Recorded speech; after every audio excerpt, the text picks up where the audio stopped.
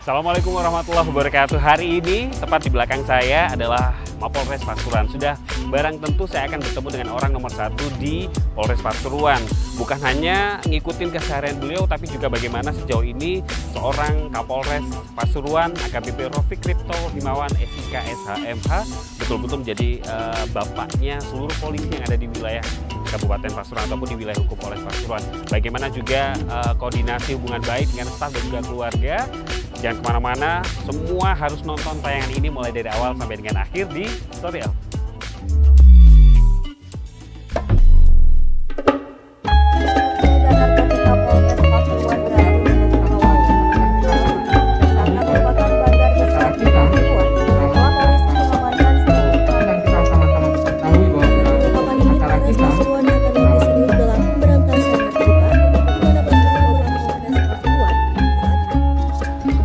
Sebelum saya bertemu dengan Kapolres Pasuruan, Pak Rofik, di belakang saya ternyata ada jumpa pers ya. Ada pasti satu kasus kejahatan yang diungkap dan berhasil ditangkap para pelaku. Kita lihat dulu ya, kasus apa dan bagaimana sejauh ini Polres Pasuruan berhasil mengungkap kasus ini. Hari ini spesial karena saya didampingi oleh para Gus yang ada di Pasuruan. Yang beliau-beliau ini adalah pimpinan-pimpinan pondok pesantren yang tergabung dalam Pusaka Nawakartika yang berkomitmen untuk perang terhadap narkoba.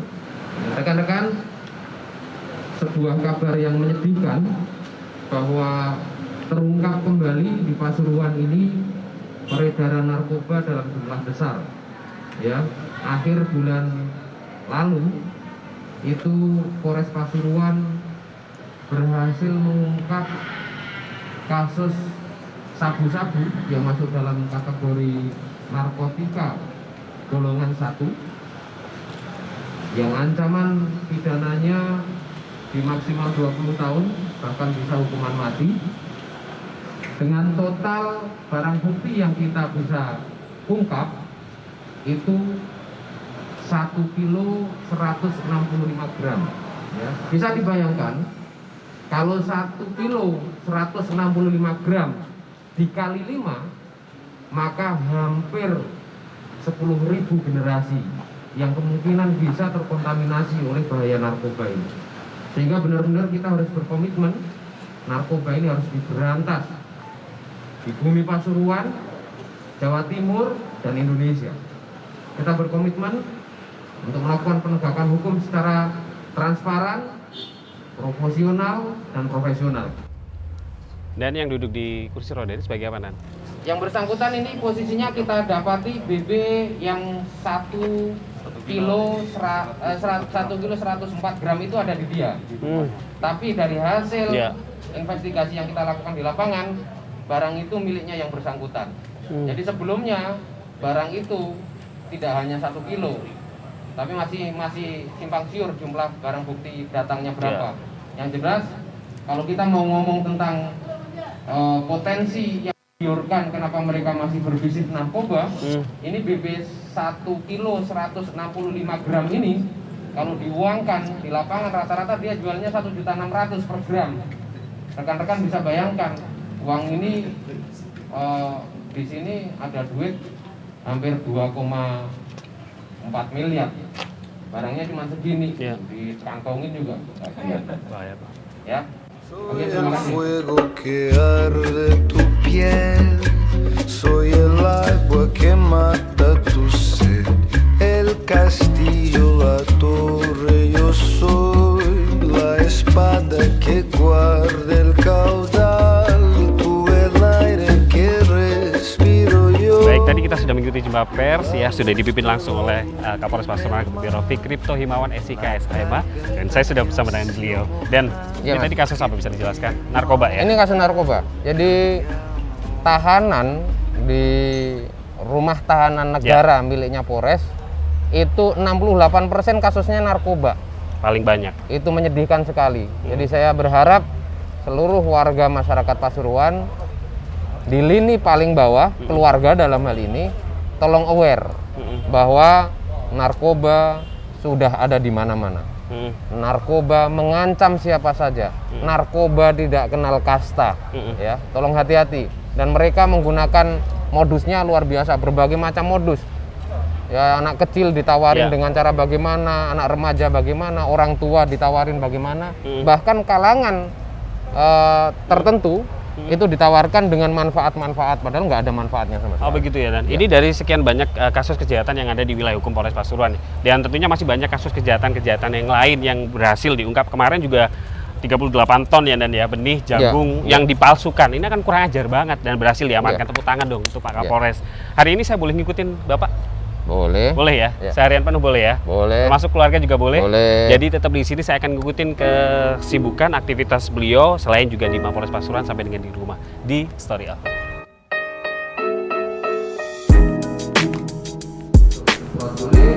Ada 2 titik yang nanti saya akan buat dari Polres ini, kita bikin bilik sterilisasi juga mobilnya lewat. Ini agenda kedua saya ngikutin Pak Kapolres tadi di belakang ini banyak sekali kapolsek-kapolsek. Ini ngapain, Dan? Persiapan operasi lilin. Operasi lilin. Dan pengamanan Natal Tahun Baru. Oh begitu. Dan ini boleh tahu ini ada apa kayak begini ini apa, Dan, namanya? Ini namanya tactical floor game. Jadi bagaimana taktis di lapangan kaitan dengan metode permainan yang akan kita lakukan di lapangan, ya kegiatan kepolisian untuk pergeseran pasukan, kerawanan yang terjadi, pospam yang akan dibuat. Seluruh kapolsek harus apa yang harus dilakukan? Harus paham dengan apa yang harus dikerjakan. Ya, dan saya yakin ini Pak Kapolsek ini sudah orang-orang lama yang sudah tahu apa yang harus dikerjakan, tapi kita ingatkan kembali dengan metode. Jadi ini sebagai miniatur, Dan ya, untuk nantinya bagaimana penerapan di lapangan. Betul. Baik. Di bawah kendalinya Panglima Besar lapangan ini. Baik. Saya boleh menyapa semua, selamat siang, Dan. Selamat siang, salam tangguh ya. Luar biasa. Dan satu lagi pertanyaan. Memastikan untuk seluruh anak buahnya, seluruh kapolsek sehat. Ini kan masih pandemi, ini bagaimana, Dan? Sehat bertugas. Hidup sehat itu yang pertama, nggak boleh kurang makan. Maka yang saya cek pertama adalah kapolsek nggak boleh punya utang. Nggak boleh punya utang, Dan? Yang punya utang ngacung?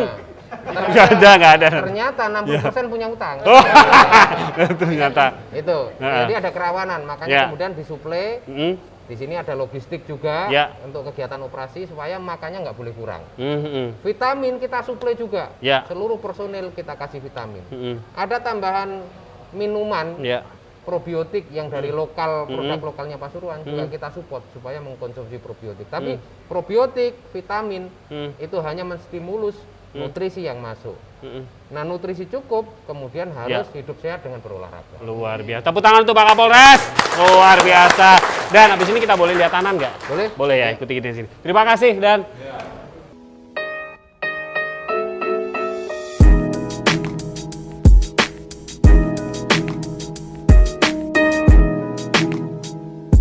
Saya jalan ke tahanan ataupun sel tahanan yang ada di Polres Pasuruan. Dan kalau boleh tahu ada berapa tahanan yang ada di sini, Dan? Total keseluruhan itu yang untuk hari ini ada 43. Terus kemudian yang satunya lagi total keseluruhan 87. Oh, 87. Tahanannya di mana, Dan? Di dalam. Boleh ngobrol sebentar? Boleh. Boleh masuk ya. Ini tahanannya, Dan. Baik, 40 orang. Nah, ini kegiatan rutinnya itu kalau saatnya sholat, kemudian mereka melaksanakan ibadah sholat yang beragama Muslim dan mayoritas beragama Muslim. Nah, setelah melaksanakan ibadah sholat, kemudian mereka melakukan kegiatan zikir, membaca Al-Quran, dengan harapan apa? Mereka mendapatkan ketenangan, mereka bisa lebih baik setelah menjalani proses hukuman. Ini sebelum masuk di pengadilan ya, atau menunggu proses mereka persidangan? Statusnya status tahanan kita, ada juga yang statusnya tahanan kejaksaan. Jadi yang murni tahanan kita itu cuma di 83. Selebihnya yang 40 sekian itu sudah tahanan kejaksaan. Yang posisinya harusnya sudah dilimpahkan, tapi karena lapas posisinya penuh, sehingga belum bisa kita limpah. Oh gitu ya. Dan apa namanya, selama di sini ditahan ini mereka juga mendapatkan kayak makan begitu ya? Iya, mereka mendapatkan makan sehari 3 kali ditanggung oleh negara. Terus kemudian mereka juga mendapatkan hak untuk mendapatkan edukasi kaitan dengan etika, kemudian mereka juga mendapatkan hak untuk mendapatkan siraman rohani sesuai dengan agamanya. Ada berapa sel di sini, Dan?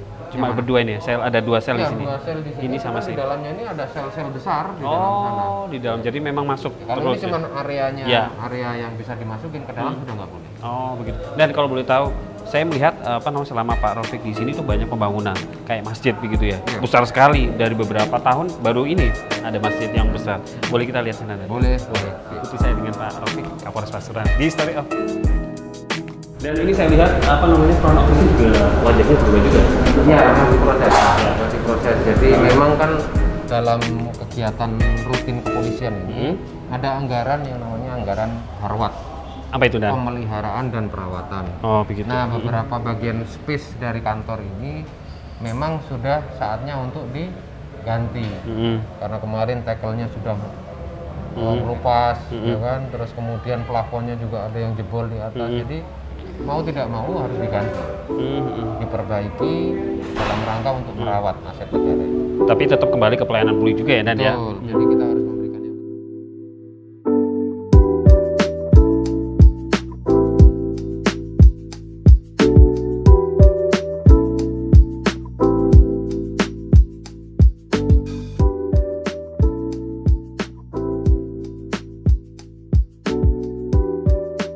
Dari sekian banyak fasilitas yang ada di Polres Pasuruan, ini salah satunya adalah SPKT dan pelayanan SKCK Polres Pasuruan ya, Dan ya. Ini mulai tahun berapa sih? Ini sudah jadinya, Dan? ini baru 2020. Barusan ya? Karena posisi proses perencanaannya 2019. Ya. Terus kemudian saya masuk itu proses finishing sebagai bagian komitmen Ya. untuk memberikan pelayanan terbaik kepada masyarakat. Nah, di sini makanya kemudian ada sentra pelayanan terpadu. Boleh masuk? Boleh, Ayo. sentra pelayanan kepolisian.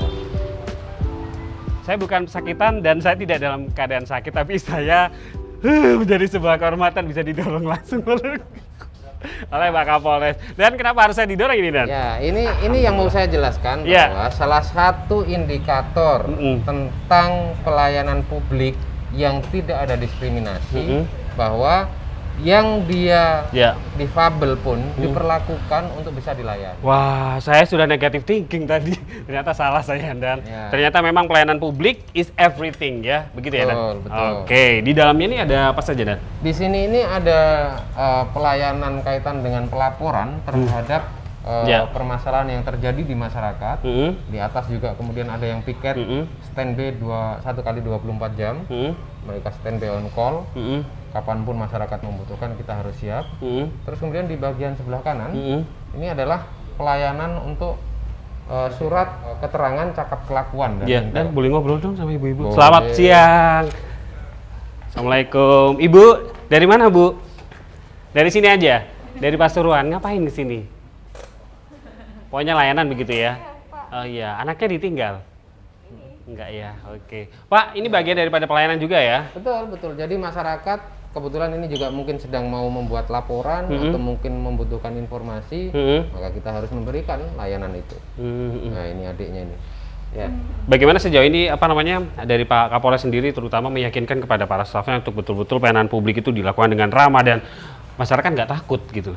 Ya, culture set dan mindset dari internal Polri memang benar-benar sudah harus berjiwa melayani, melindungi dan mengayomi masyarakat. Ya, bukan dilayani ya, Tuh, berjiwa melayani ya. Ya seperti tadi kita dorong Mas Emi. Kita siap.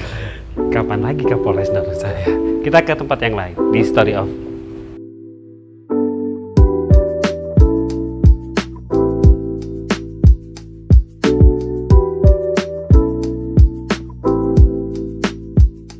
Ini juga bagian dari perubahan wajah Polres Pasuruan. Ini ruangan apa namanya, Dan? Ini dinding Wall of Honor Polres Pasuruan. Oh, Wall of Honor ya. Jadi bentuk penghormatan kepada beliau ini adalah pimpinan-pimpinan Polri pada masanya di Polres Pasuruan. Jadi yang di atas ini adalah Kapolres pada zamannya, yang waktu itu masih gabung antara kota dan kabupaten. Oh, yang ini, Dan ya? Yang atas. Ya, nah, saya kenalnya sama ini, Pak Boy. Nah, Pak Boy ini. Pak Boy Rafli Amar, halo Pak Boy. Pak Boy ini adalah Kapolres pertama menempati gedung ini sebagai Polres Pasuruan. Oh, semenjak pecah ya, Pak ya? dari kabupaten kota. Oh, ini dia. Semoga Pak Poin nonton ya. Oke, setelah ini. Termasuk nanti Pak Rafiq juga bakal di situ ya. Insya Allah. Oh, baik. Ini satu dari sekian banyak. Ada ruangan yang lain ya? Ya, ini juga masih kita bikin yang bagus supaya benar-benar bentuk penghormatan kepada para pendahulu ini yang pernah dinas di sini bisa dinikmati dengan baik dan terlihat bahwa memang benar-benar menjadi bagian dari bentuk penghormatan generasi. Dari sekian banyak perubahan wajah Polres Pasuruan, endingnya nanti apa ketika Pak Kapolres mungkin otomatis kan Bapak nggak akan mungkin 5 tahun, 10 tahun karena akan naik terus posisinya. Harapannya apa Pak? Ya prinsipnya sih kalau saya bagaimana kita memberikan yang terbaik, memberikan yang terbaik kepada masyarakat tentunya. Dan awal dari proses memberikan yang terbaik kepada masyarakat itu komitmen seorang pimpinan untuk memberikan yang terbaik kepada anggotanya. Kalau saya rasa itu seperti yang disampaikan oleh Pak Kapolri bahwa yang boleh diambil oleh seorang pemimpin itu cuma tanggung jawab. Itu dia. Selebihnya tidak boleh diambil. Bisa jadi itu hanya anggota. Bisa jadi ini signature-nya Pak Rafiq ketika Bapak sudah tidak lagi di Polres Pasuruan, nanti ketika naik terus posisi. Amin. Kita coba berikan yang terbaik. Amin.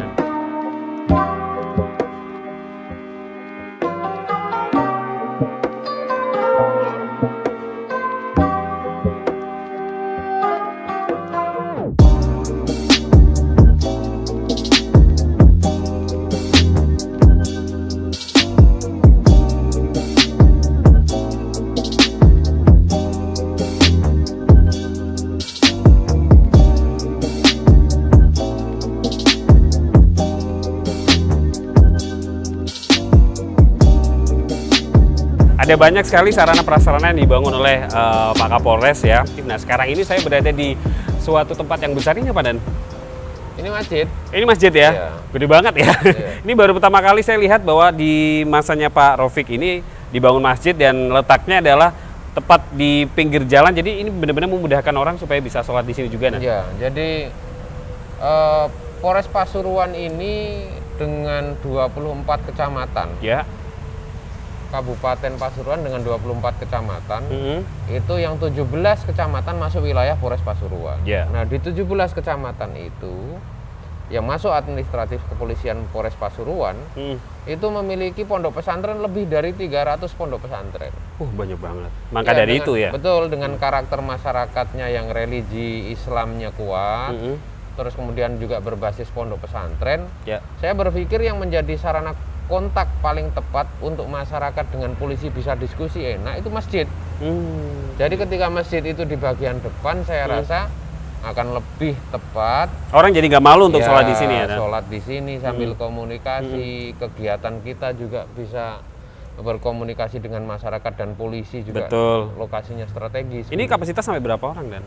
Insya Allah ini nanti kalau jadi, kalau besar masa pandemi ini ya sekitar 150-an. 150, tapi karena ini satu lantai kan? Ya, karena harus jaga jarak. Tapi kalau posisi nanti sudah selesai dengan pandemi COVID, harusnya ini 250 nampung dia. Ya, 250 orang ya. Baik, ini selesai kira-kira kapan? Insya Allah bulan Februari lah. Februari sudah bisa dipakai ya? Insya Allah. Sudah bisa dipakai. Ya. Nah, kalau ini dibangun, nah yang lama buat apa Nan? Yang lama ini kan masih musola, jadi tetap kita gunakan untuk kegiatan agama, tapi untuk kegiatan sholat 5 waktunya sudah nanti kita tempatkan. Oh begitu. Nah semuanya yang nonton tayangan ini sebentar lagi maghrib, kayaknya Pak Kapolres mau ngajak kita ke rumahnya gitu ya Dan? Boleh. Karena di rumahnya katanya mau buka puasa juga. Hebat loh ya, anak-anak Pak Kapolres semuanya diajarin puasa Senin Kamis, keren. Ya. Boleh kita ke sana Dan? Boleh. Ayo. Tetap di sini di Story of. Oke.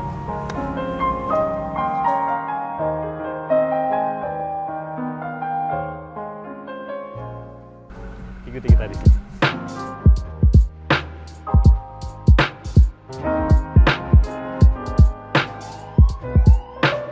Menjadi sebuah kehormatan, saya bisa semobil dengan beliau bahkan di dalam mobil.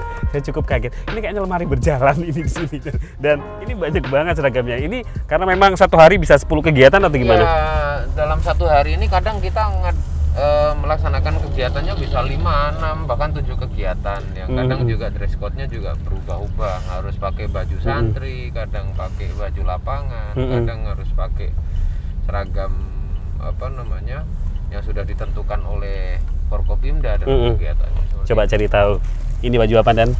Oh ini kalau ini untuk lapangan kalau malam hari. Lapangan malam hari ini. Ini kalau kegiatan di dalam ruangan gitu. Yang dingin-dingin ya Dan? Dingin-dingin. Ini batik. Batik. Ini kalau pas kegiatan non formal. Ini olahraga. Baju olahraga. Resmi. Ini semua. biasanya kalau ke pondok pesantren pakai dalamnya putih, luarnya pakai jas. Terus ada sarung. Ada sarung. Jadi lengkap loh di sini ya. Lengkap. Ini semuanya Nata Ibu semuanya dari rumah disiapin sebenarnya. Iya sudah. Kalau nggak ada istri susah gitu. Oh gitu. Dan apa namanya? Bagaimana seorang AKBP Rofik Ripto Himawan bisa membagi waktu sehingga banyak sekali sampai seragam disiapkan. Ini nggak mandi Dan langsung ganti baju di sini. Iya mandi lah. Oh mandi lah ya. Makanya kan di kantor kan ada juga kamar mandinya. Oh. Ya memang menjadi pelayan masyarakat, apalagi total yang dilayani itu sampai lebih dari 1 juta. Masyarakat Pasuruan ini kan 1.250 sekian ribu. Ya. Itu Mas, semuanya minta dilayani. Semuanya minta dilayani dan dilayani oleh satu orang ya. Menjaga kesehatan di tengah pandemi COVID-19. Bagaimana Bapak? Ya trik menjaga kesehatan itu yang pertama adalah positive thinking. Karena imunitas tubuh itu sangat tergantung suasana psikologis orang. Kalau kemudian orang mengatakan bahwa oh yang imunnya terjaga itu yang dia makannya bagus, kesehatannya itu dijamin karena minum vitamin dan lain sebagainya, ya kan, terus kemudian kehidupannya itu teratur, harusnya seperti Presiden Amerika Serikat, Donald Trump, nggak positif COVID. Nggak positif COVID. Karena dia makannya terjamin, keamanan terjamin, higienitas juga terjamin, semuanya terjamin. Tapi masih kena COVID. Ini sudah ada di sini hand sanitizer. Ini juga sudah ada tisu basah. Semuanya ada di sini. Ini bagian penting untuk juga bisa mendukung upaya pemerintah, terutama pribadi dalam menjaga kesehatan ini. Iya, rumah berjalan. Nah, tadi saya mau nyampaikan itu Mas. Jadi kalau kebersihan itu utama, ya mungkin yang lebih bersih dari kita banyak. Ternyata terpapar. Kalau kemudian karena jorok itu juga kemudian itu yang mengakibatkan orang terkena COVID, harusnya pemulung sama gelandangan juga yang lebih banyak kena COVID. Iya, tapi kan ini semuanya kena. Tidak melihat dari siapa, statusnya bagaimana. Kemudian kita harus yakin bahwa ini tidak lepas dari kekuasaan Allah Subhanahu wa taala, Tuhan yang Maha Esa. Betul, kita semuanya sama-sama berdoa ya. Kita udah mau dekat sama rumah dinas, sebentar lagi kita akan buka puasa sama Bapak dan juga sama Ibu dan juga anak-anaknya Dan. Iya, insyaallah. Tetap di sini Stereo.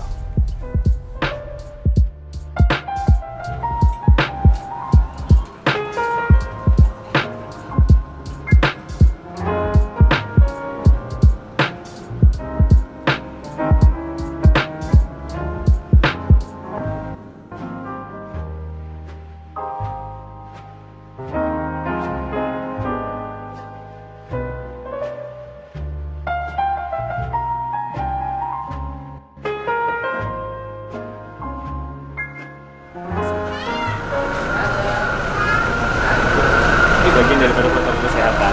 Semprot dulu sebelum masuk. Iya, kita masuk. Halo, assalamualaikum. Salim.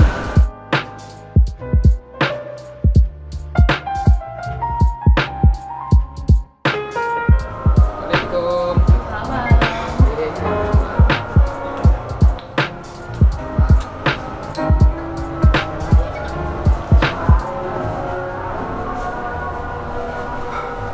Ayo, buka puasa.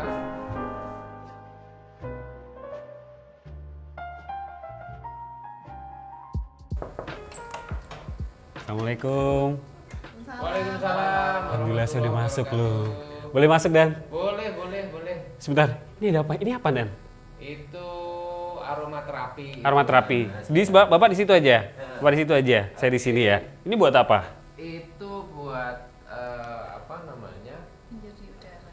Untuk Steril. supaya udara kita ini bisa steril dari Nah. virus-virus jahat. Benar ya. Jadi kenapa saya dan Pak Kapolres nggak pakai masker? Karena memang sudah steril. Tadi kita sudah disemprot, udah masuk, udah cuci tangan. Sekarang ditambah ini ya.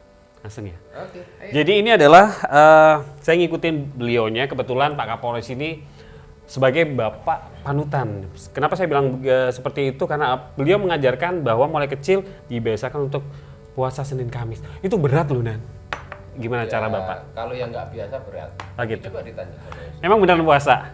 Iya. Ini anak yang Ini anak pertama. anak yang pertama, namanya siapa? Radit. Radit ya, umur berapa? Umur 14. Yang kedua, angkat tangan. Namanya siapa? Sabrina, umur? Sabrina. Selisih 2 tahun. Yang ketiga? Jendra. Jendra, kok nggak Jendra namanya? Jendra, kamu umur berapa? Umur 10. 10, selisih 2 tahun. Yang keempat, siapa namanya? Namanya siapa? Rafa. Rafa, umur? Umur berapa? 3. Dan yang terakhir namanya? Raya. Oke, yang paling besar ibu siapa? Ibunya anak-anak begitu ya. Membiasakan diri buka puasa. Ini menunya apa aja, Bu? Ini ada. Ini paling favoritnya. Nana. Favorit, Ini apa telur itu? dadar. Oh, telur Telur dadar. dadar pakai kecap.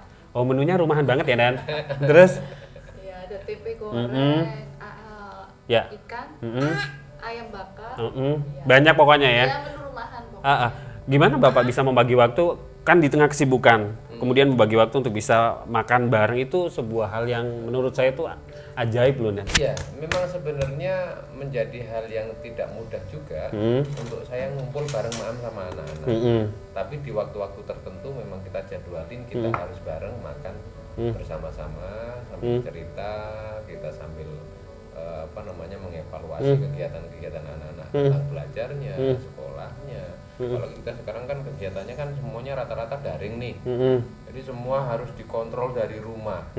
Saya nggak bisa bayangin ini 5 anak, 5 loh. 5 anak di minute sama 1. Kenapa Pak Dan kok bisa senang punya anak banyak? Kenapa? Rezeki. Rezeki, banyak anak banyak rezeki. Ya. Bismillah, mudah-mudahan. Yang benar begitu ya, orang pintar ya, orang kaya dan sebagainya itu anaknya jangan 1 tapi 5, 10 ya. Ini ngobrolnya sambil boleh. Oh boleh, ya? sampai lupa saya. Ayo, boleh. Berdoa dulu baik. Mas Radit yang berdoa. Mas Radit yang mimpin doa. Allahumma laka sumtu wa bika amantu wa ala rizkika aftartu bi rahmatika ya arhamar rahimin. Amin. Yuk kita makan. Silakan duluan. Juga ya. Ya, siap.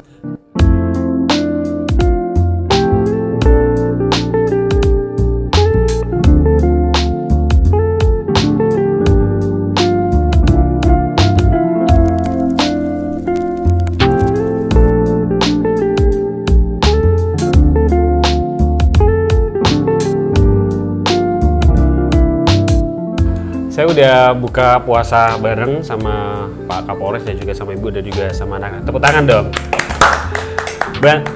Bangga ya punya anak-anak kayak gini. Alhamdulillah, ya berusaha untuk memberikan yang terbaik dan berusaha untuk supaya bisa menjadi yang lebih baik. Bukan hanya mengajarkan puasa Senin Kamis ya, puasa sunnah, tetapi juga bagaimana supaya sholatnya tetap terjaga.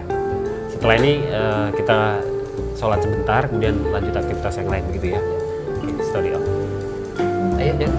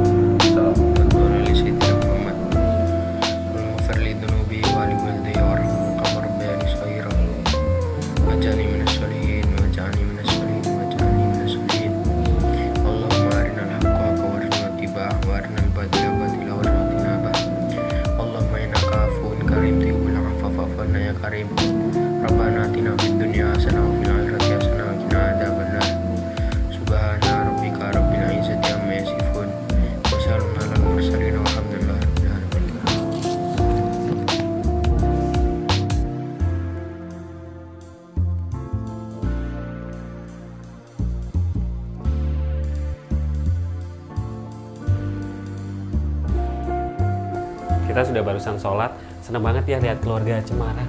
Selamat pagi Mama. Dan ada pesan untuk anak-anak dan juga untuk istri tercinta.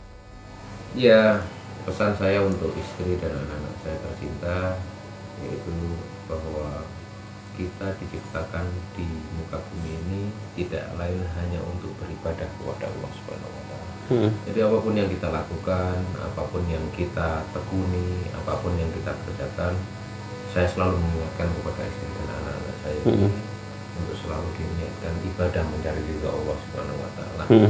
Dan pendidikan dalam keluarga itu menjadi sangat penting supaya anak-anak ini paham bahwa menjadi apapun konsep untuk terbaik sukses yang sebenarnya yang terbaik itu adalah bermanfaat untuk sesama manusia. Itu aja.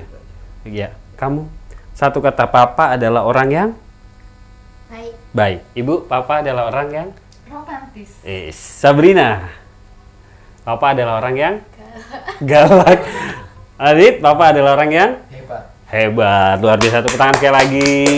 Ini bukan perjalanan akhir saya mengikuti beliau, karena ternyata habis ini beliau masih ada tugas lagi yang mengharuskan beliau juga harus ada di Mapolres Pasuruan ya, Dan. Semoga ini yang terakhir ya, Dan. Setelah itu syutingnya selesai begitu. Ikuti kita di sini terakhir bersama dengan Kapolres Pasuruan AKBP Rofik Kripto Himawan SIK SH MH di Story of.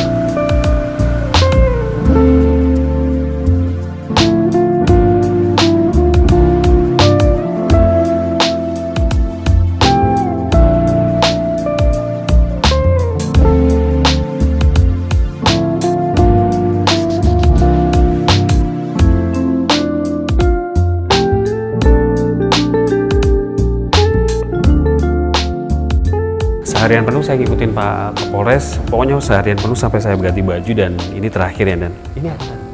Ini apa, Dan? Kalau boleh tahu. Ini ruang rapat kita baru selesai direnov juga, dan malam ini kita mau mengadakan rapat evaluasi kaitan penanganan COVID di wilayah Pasuruan sama seluruh Kapolsek jajaran dan jabat utama Polres. Ya, dan saya doakan sehat terus ya. Oke, Mas Emil. Saya nggak bisa bayangin gimana capeknya seorang Kapolres Pasuruan. Ya. Baik, kita niatin ibadah. Iya, diniatin ibadah ya. Baik, itu aja, Dan. Oke. Berarti saya nggak usah ikut ya. Nggak usah. Ya. Saya persilakan. Ya. Dan terima kasih banyak. Ya, baik. Ya. Silakan. Baik, ini pelajaran berharga, betul. Ya, pelajaran berharga dari seorang Kapolres Pasuruan AKBP Rofik Kripto Himawan SIK SH MH. Bukan hanya bahagia sebagai seorang Kapolres, tetapi juga beban yang berat untuk bagaimana bisa terutama menciptakan kondusivitas keamanan di wilayah Kabupaten Pasuruan, juga menjadi bapak yang baik, memberikan contoh bagi keluarga dan juga seluruh masyarakat di Kabupaten Pasuruan. Terima kasih sudah melihat tayangan yang ini, semoga bisa menjadi inspirasi dan juga motivasi bagi siapa saja yang ingin mengikuti jejak keberhasilan beliau. Assalamualaikum warahmatullahi wabarakatuh, nantikan Story of berikutnya.